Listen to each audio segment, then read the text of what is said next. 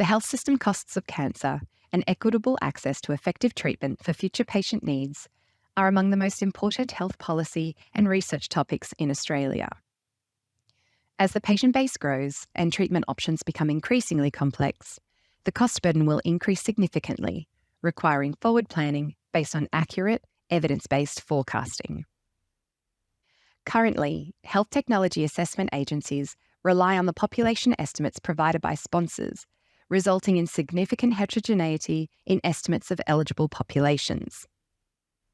Decisions are therefore not informed by independent projected patient population data to support a standardised approach to application assessment. In order to address this gap, Monash University, the Daffodil Centre and the University of Melbourne were separately awarded grant funding in 2020 through the Medical Research Future Fund.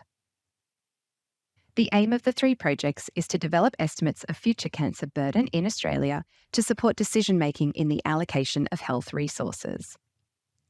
This presentation gives an overview of the Daffodil Centre's project, Cancer Patient Population Projections.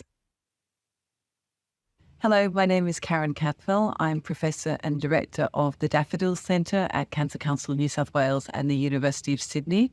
And I'm also one of the chief investigators on Cancer PPP, or Cancer Patient Population Projections. Along with our research team today, I'm delighted to share with you some of the information about our project, which aims to project the incidence, mortality and prevalence of cancer in Australia now and into the future.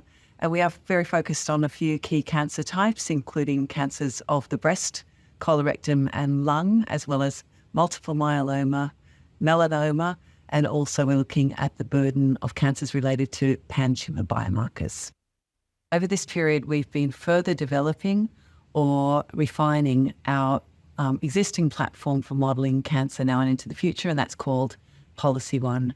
So for each nominated cancer type, tumour type or tumour biomarker, we'll actually be looking at patient population projections for patients and the burden of disease over the next 5 years with a rolling 5-year window.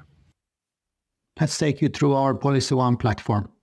At the Daffodil Centre, we are constantly analysing administrative data, undertaking evidence reviews, and seeking expert advice to accumulate data to inform our models. We integrate the data we collect on the natural history of disease, trends and projections, treatment pathways, economic factors, and associated interventions using our Policy One platform. After all this data has been used to parameterize the model, we can use this calibrated and validated platform to predict the future burden of cancer. There are many examples of our Policy One platform impacting national policy. With Policy One Bowel, we estimated that improvements in participation in the National Bowel Cancer Screening Program could save almost 84,000 lives from 2015 to 2040. And we illustrated the cost-effectiveness of a mass media campaign to improve participation. These both contributed to a $10 million investment from the federal government in a national mass media campaign. With Policy One Cervix, our cost-effectiveness analysis underpinned the decision to transition to primary HPV screening with partial genotyping in the Australian National Cervical Screening Program in 2017. We've undertaken work on big picture cancer projections, with our statistical modelling projecting 4.56 million new cancer cases and 1.45 million cancer deaths over the next 25 years. Now the Cancer PPP project is facilitating the refinement of our models to produce more detailed short-term model projections for each of the nominated streams.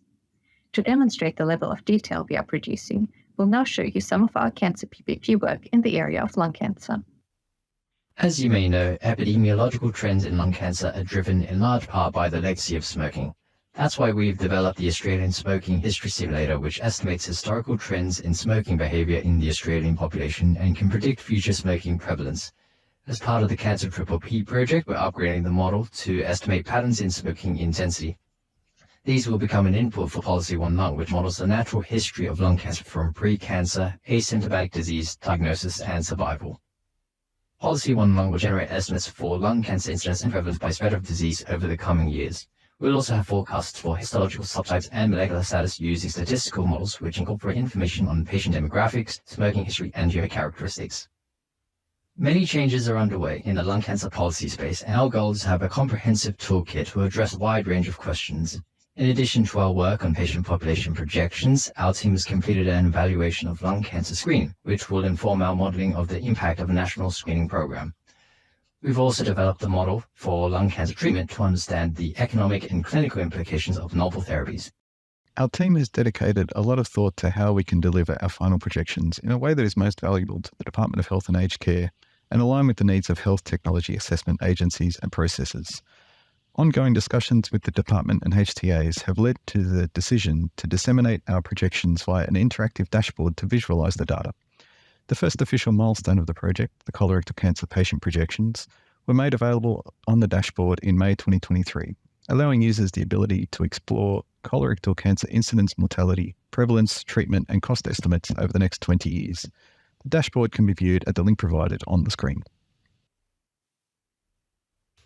Of course, this project is only possible with thanks to our broader investigator and study team who are working hard behind the scenes to produce these cancer projections.